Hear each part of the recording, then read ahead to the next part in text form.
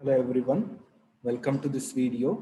In this video, we shall see one more algebraic property of Riemann-Stieltjes integrable function. So it has been given as a theorem. Let f be a bounded real valued function on the closed interval a comma b and alpha be any monotonically increasing function on the closed interval a comma b.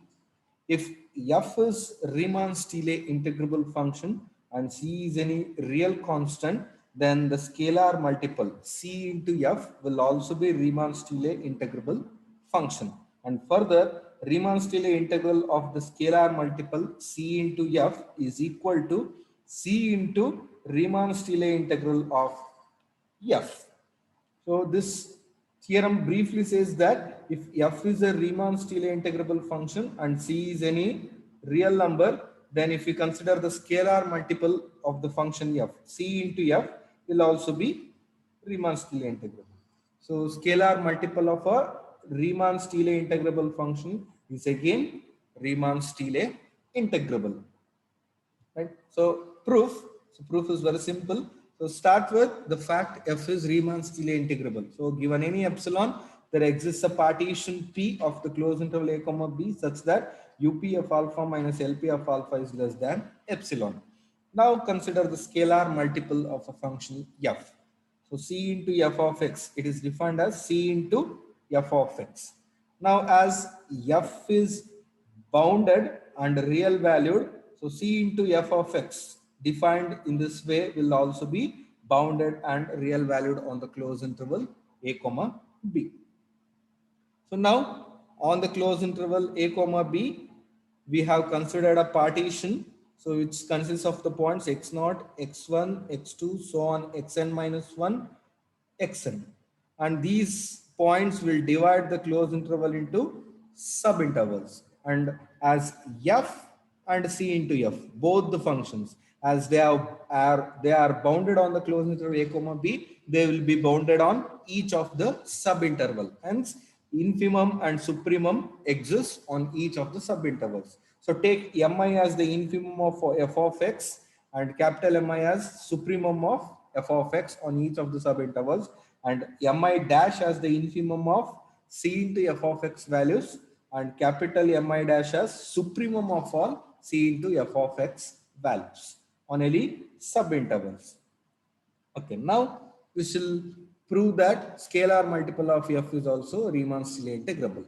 Now c is scalar and c could be 0. So now we shall deal with the trivial case. If at all c is equal to 0, then the function c into f will be just the 0 function. But because according to our definition, c into f of x is defined as c into f of x. If I put c is equal to 0, 0 into f of x will be 0. So just c into f reduces to a 0 function, which is treated as a constant function, and all constant functions are continuous functions. So c into f will be a continuous function, and hence it will be obviously Riemann-Stieltjes integrable on the closed interval a comma b.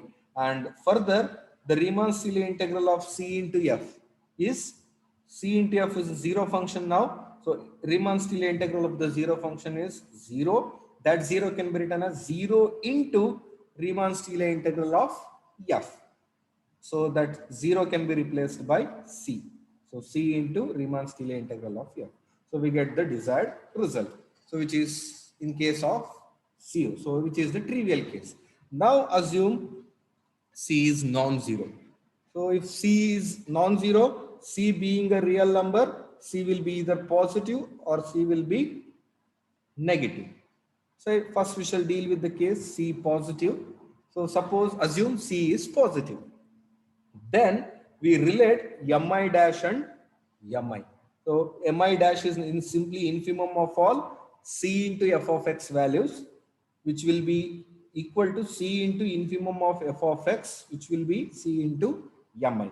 Similarly, capital Mi dash is actually supremum of all c into f of x values. So which is c into supremum of f of x, which will be equal to c into mi. Right? So call this as equation 1. So just we can justify any one of this. So the other will be similar. So now just to prove that mi dash is c into mi. So just I'll justify it. So we have mi is greatest lower bound of f of x value. So mi will be less than or equal to f of x. Now multiply c on both sides. As c is positive, inequality remains the same. So c into mi will be less than or equal to c into f of x values. So that means c into mi becomes a lower bound. It becomes lower bound. But for these values, we have, so what we have?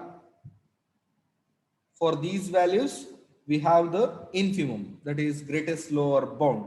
So this is a lower bound and mi dash is greatest lower bound. So this will be greater than or equal to c into mi. And on the other hand, so consider mi dash, what is it? It is the greatest lower bound of c into f of x values.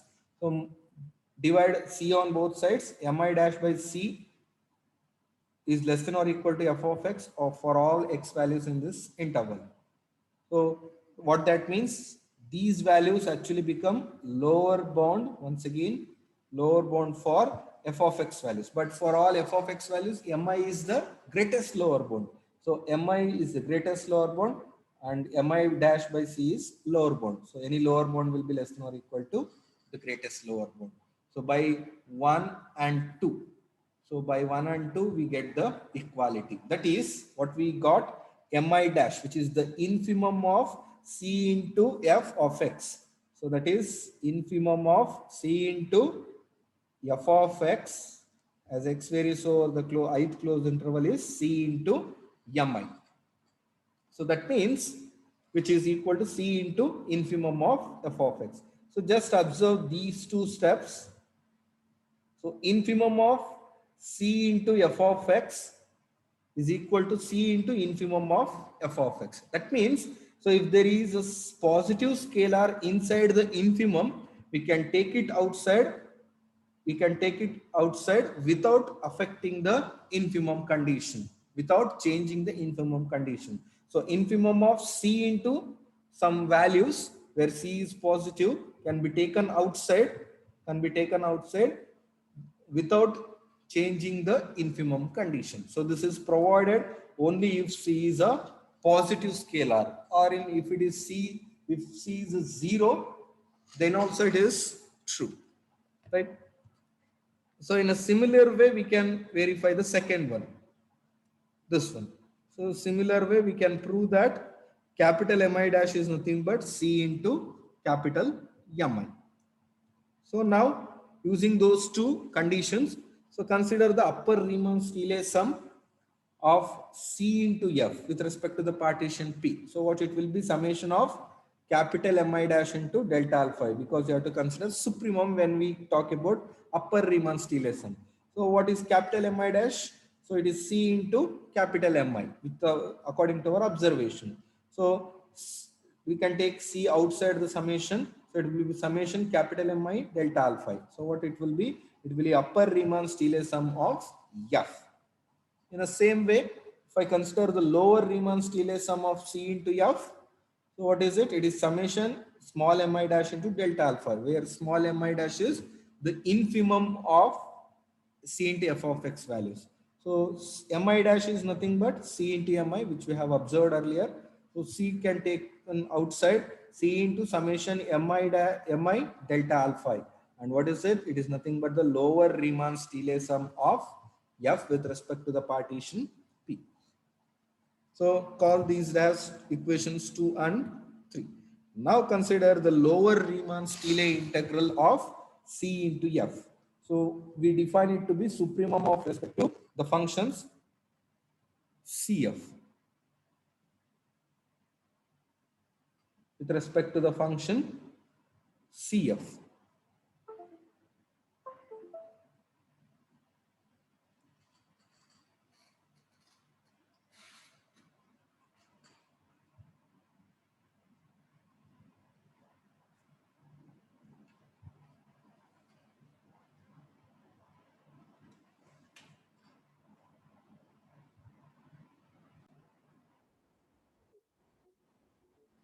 Now, if I consider the lower Riemann-Stieltjes integral of the function C into F, it is defined as supremum of all lower Riemann-Stieltjes sums of C into F.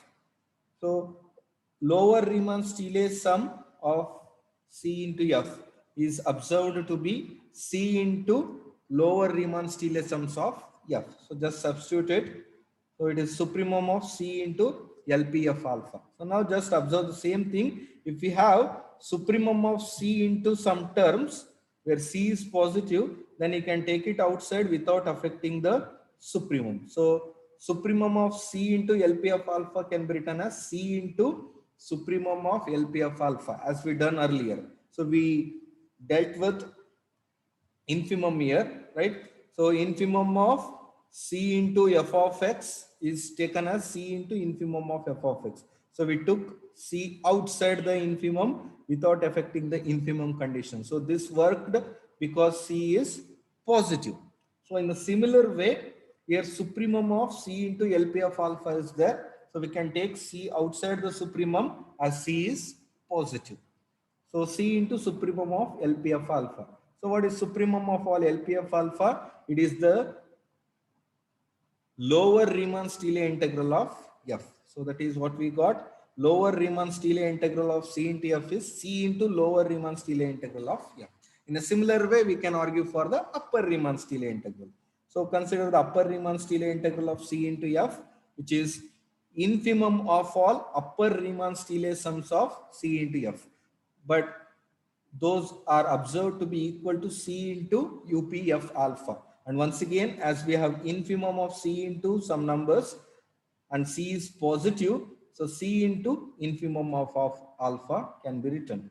So C into, it is nothing but the upper Riemann-Stieltjes integral of F. So we got the equation 5. Now combine 4 and 5. So lower Riemann-Stieltjes integral of C into F is C into lower Riemann-Stieltjes integral of F, which is equal to C into upper Riemann-Stieltjes integral of F, because these two terms are equal as F is Riemann-Stieltjes integrable. As F is Riemann-Stieltjes integrable, lower Riemann-Stieltjes integral is equal to the upper Riemann-Stieltjes integral. But this term is equal to the upper Riemann-Stieltjes integral of C into F by 4. So this equality by 4 and this equality by 5. And this is by the condition F is Riemann-Stieltjes integrable. Now, by that, we observe that the lower Riemann-Stieltjes integral of function C into F is equal to the upper Riemann-Stieltjes integral of the function C into F. So, thus, by the definition of Riemann-Stieltjes integrability, so C into F will be Riemann-Stieltjes integrable. And further, if we consider the Riemann-Stieltjes integral of C into F, it will be equal to the lower Riemann-Stieltjes integral in particular, which is equal to C into lower Riemann-Stieltjes integral of F, which is nothing but the Riemann-Stieltjes integral of F, as F is Riemann-Stieltjes integrable. So we'll get the desired formula. So that means whenever C is positive, so we got the desired result. Its scalar multiple is the Riemann-Stieltjes integrable function, and Riemann-Stieltjes of the scalar multiple is scalar multiple of the Riemann-Stieltjes. The same can be argued for the negative condition. The only change observed is in this step. So suppose assume C is negative, C is less than 0, then we observe that Mi dash is C into Mi and capital Mi dash is C into small mi. That is, whenever scalar is negative, so infimum of C into f of x, infimum of C into f of x will be C into supremum of f of x. That means whenever there is a negative scalar inside infimum, it can be taken outside by making the infimum as supremum. So this is the change you have to observe here. So here infimum of C into f of x is there, which is nothing but C into f of x. So infimum of C into f of x is C into supremum of f of x. That is, whenever we have to remove a negative scalar outside, whenever you have to take a negative scalar outside the infimum, then infimum changes to supremum. So this is in case of only negative scalar. Similarly, capital Mi dash is supremum of all C into f of x values. And we can take C outside by changing infimum to supremum. So whenever C is positive, infimum and supremum remains as it is. But whenever C is negative, infimum changes to supremum, supremum changes to infimum when we take that scalar outside. right? So small mi dash is C into capital Mi dash is C into small mi. So this is the observation, and we have proved it. So any one of this I have justified the first one. In a similar way, we can justify the second also. So f of x is less than or equal to mi because mi is the least upper bound. So multiply c on both sides. As c is negative, so on multiplying the inequality remains the same. Sorry, inequality changes. It is less than or equal to here, so it changes to greater than or equal to. So C into f of x are greater than or equal to C into mi. So what it means? So C into mi acts as a lower bound for these values, but mi dash is the greatest lower bound. So C into mi will be less than or equal to the greatest lower bound mi dash. And on the other hand, start with mi dash. It is the greatest lower bound of C into f of x values. So mi dash will be less than or equal to C into f of x for all x. So divide by C, as C is negative. So inequality changes. So mi dash by C will be greater than or equal to f of x. And multiplying C on both sides, once again inequality changes. So mi dash is less than or equal to C into mi. So combine 1 and 2, you will get the equality. So what we got, infimum of C into f of x is C into supremum of f of x. So whenever we take a scalar, negative scalar outside from an infimum condition, then infimum changes to supremum. Similarly, if it is supremum, it changes to the infimum. Now consider the lower Riemann-Stieltjes sum of C into F. It is small mi dash into delta alpha I. But small mi dash is C into capital Mi, as we have observed. So it will be C into summation capital Mi delta alpha I, which will be C into upper Riemann-Stieltjes sum. And similarly, UPCF alpha will be C into LPF alpha in a similar way. So that if I consider the lower Riemann-Stieltjes integral of C into F, it is defined as supremum of all lower Riemann-Stieltjes sums of C into F. So which is observed to be C into upper Riemann-Stieltjes sums of F. And now C is negative and we have to take it outside the supremum. So C comes outside, but supremum changes to infimum. So infimum of all upper Riemann-Stieltjes sums is nothing but the upper Riemann-Stieltjes integral of F. And on the other hand, if you consider the upper Riemann-Stieltjes integral, it is infimum of all upper Riemann-Stieltjes sums. But any upper Riemann-Stieltjes sum with respect to C into F is C into lower Riemann-Stieltjes sum of F. So now taking C outside, as C is negative, so infimum changes to supremum. So supremum of all lower Riemann-Stieltjes sums of F is nothing but the lower Riemann-Stieltjes integral. Now combine both the things. So lower Riemann-Stieltjes integral of C into F is C into upper Riemann-Stieltjes integral, but upper Riemann-Stieltjes integral of F is equal to the lower Riemann-Stieltjes integral of F. But this combination is equal to the upper Riemann-Stieltjes integral of C into F. So the lower Riemann-Stieltjes integral of C into F is equal to the upper Riemann-Stieltjes integral of C into F. So which is by the definition C into F is Riemann-Stieltjes integrable. And also we will get the desired condition, that is Riemann-Stieltjes integral of C into F d alpha is C into Riemann-Stieltjes integral of F d alpha. So therefore, so we got the desired result in case of negative scalar also. So if C is a negative scalar, so C into F is Riemann-Stieltjes integrable function, and also Riemann-Stieltjes integral of C into F d alpha will be equal to C into Riemann-Stieltjes integral of F. So this completes the proof. So in this proof, we proved that whenever F is a Riemann-Stieltjes integrable function, then its scalar multiple C into F will also be Riemann-Stieltjes integrable function. And the integral rule also follows the same scalar multiplication idea.